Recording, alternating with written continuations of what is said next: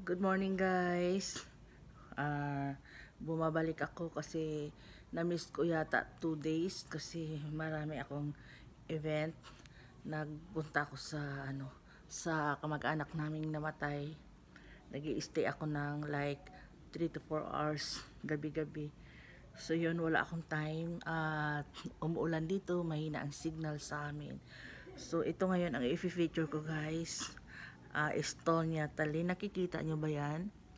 Ang Estonia guys, formerly part sila ng Russia. Pag Baltic cruise, yan, dito kami nagpupunta. Okay, tapos pinaka malinis na lugar na nakita ko ang Estonia. Maliit lang siya city. Ah, Maano yung locals guys, peaceful doon at saka napakalinis ng paligid guys. Tapos paglabas ko, naupo ako sa bench. Tapos doon sa bench na yon may story doon nakalagay na historical bench. Tapos binasa ko, tapos nagtanong ako, dumaan yung agent namin. Galing siya sa barko namin. Tapos tinanong ko kung totoo talaga yung story na yun. Sabi, yes, that is true. Sabi niya ganon. That bench, that is 100 years, century old wood from down the sea. Then sabi niya, it was lifted by our hero. Yun. Ewan ko kung sino yung naging hero na yun, na inahon niya yung bench doon na century old. Hindi ko alam kung century or two yung ano tagal ng bench na yon. Basta yun ang edad na yun, ano na yun, tagal na nilagay doon, dinisplay doon. Tapos pag umupo ka doon, magwi-wish ka, ganyan. Parang I felt amazing guys. Tapos na yung landmark nila na may story, na paupo ako. May picture ako doon na hindi ko makita, kaya matagal ko na itong i-feature sana itong Estonia. Kasi dito pagka nag-meet kami ng sister ship like Balmoral or any other ship of Fred Olsen ng fleet, may tag of war. Sinabihan ako ng amo ko kasi nanalo kami sa tag of war, junior officer on board the Black Watch. Ako yung parang malaki, mas malaki sa kanila.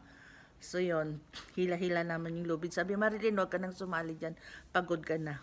Yun, natuwa ako sa amo ko. Kaya lumabas ako nung araw na yon. So yon, nag-ikot-ikot ako, napakaganda, maraming shops. Tapos ito lang ang nabili ko guys, yan, itong fridge magnet at saka yung book na written by honorable, ano ba tawag, reverend, ano ba tawag sa kanya, one of the African leaders, Desmond Tutu, na nakasama ko sa cruise on board the semester at the university ship recognized by University of Chicago, na ang port namin dati na-met ko yung ship na yun to be on board, to start working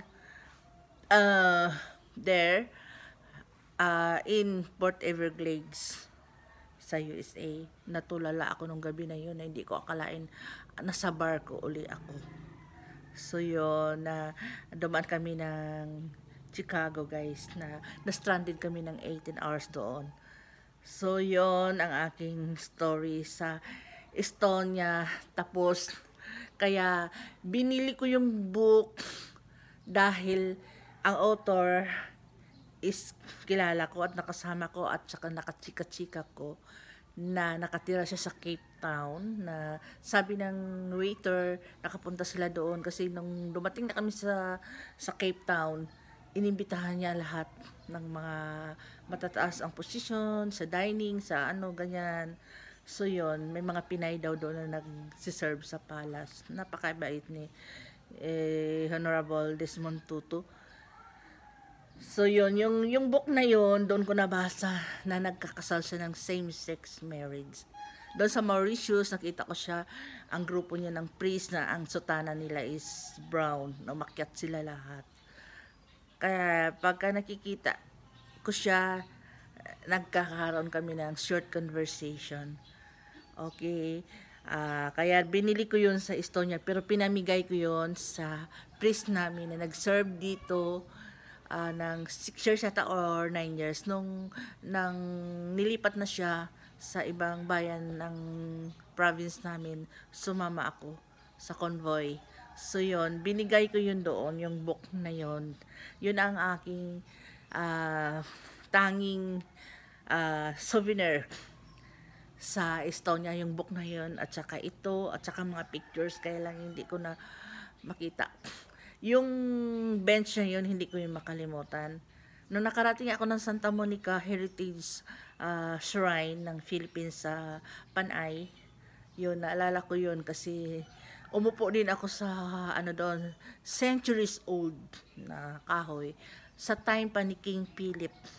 Meron din pala sa amin ganun na yung mga binibenta sa souvenir shop na mga kamay na meron ako na binili ko sa India na sana babalik ako doon sa Santa Monica pala, meron ako.